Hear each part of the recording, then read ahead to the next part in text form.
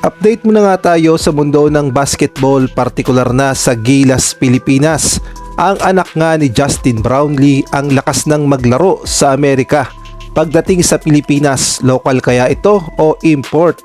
Samantalang marami naman ang nagsasuggest na bakit daw hindi bumuo ng Gilas Pilipinas Team B. Ngunit bago yan, pakipindot naman ang like, subscribe at ang notification bell para updated ka sa lahat ng aking ina-upload.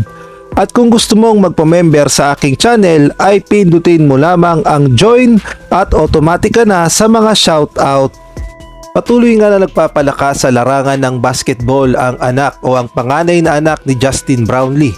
Ito nga ay si Justin Brownlee Jr. na kung ating ngang babalikan ay sinasama-sama ito ni Justin Brownlee sa mga practice ng Barangay Ginebra. At dito nga sa Amerika ay makikita natin na lalong lumakas at lalong mimiksi at gumaling ang laro ni Justin Brownlee Jr. at future is bright nga talaga ito at posibleng makapaglaro sa NBA balang araw. Sa ngayon nga ay may edad na itong 13 anyos kung hindi ako nagkakamali, ngunit wala tayong impormasyon kung ano na nga ba ang height ng anak ni Justin Brownlee. At marami nga ang nagtatanong kung sakaling maglaro ito sa Pilipinas, partikular na sa PBA, local player ba ito o import? Ito nga ang sagot at ay na rin yan sa report ng One Sport. Ang sabi nga dito, can Justin Brownlee's son also play for PH? That's up in the air. At sinagot na nga yan ng dating executive director ng SBP na si Sir Sunny Barrios at ang naging tugon niya nga dyan ay ang sabi niya, Amerikano yan anak ng Amerikano yan na naturalized Pilipino.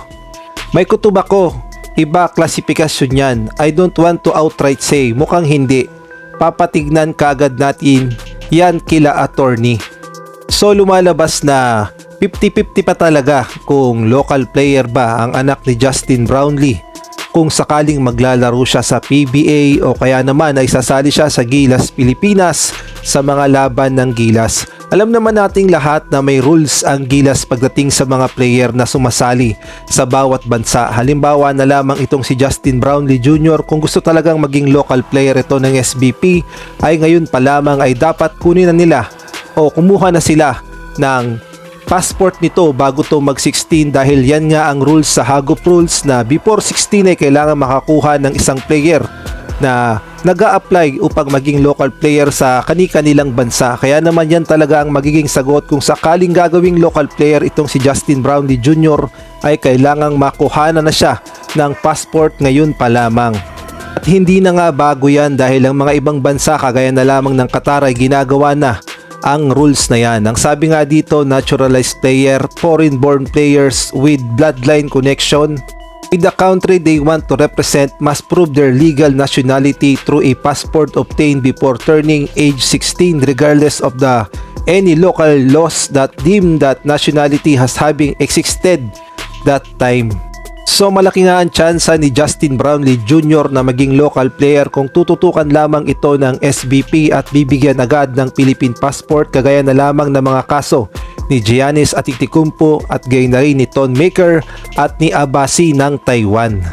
At idagdag mo pa yung mga player ng Qatar na binibigyan lamang nila ng passport bago mag 16 kaya naman local player sa kanilang bansa.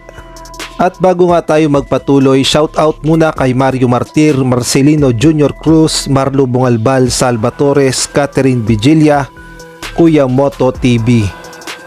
Shoutout din kay Jeffrey Cruz, Teodoro Alonso, Kilas John Lloyd C, Edmond Cubal Sopnet, Ronald Berbosidad at kay Jenna Domingo 29. Samantalang dahil nga sa sunod-sunod na injury ng mga Gilas players na pinili ni Coach Tim Cone ay marami na nga ang nagsasuggest bakit daw hindi bumuo ng panibagong pool o dagdag player sa mga Gilas Pilipinas at ito nga daw ang tatawaging Gilas Pilipinas Team B na pwedeng pagpilian ng SBP sa mga laban ng Gilas Pilipinas. Total marami naman daw options na mga players na pwedeng isali. Halimbawa na lamang ni Arvin Tolentino at gayon na rin ng mga Ravena Brothers.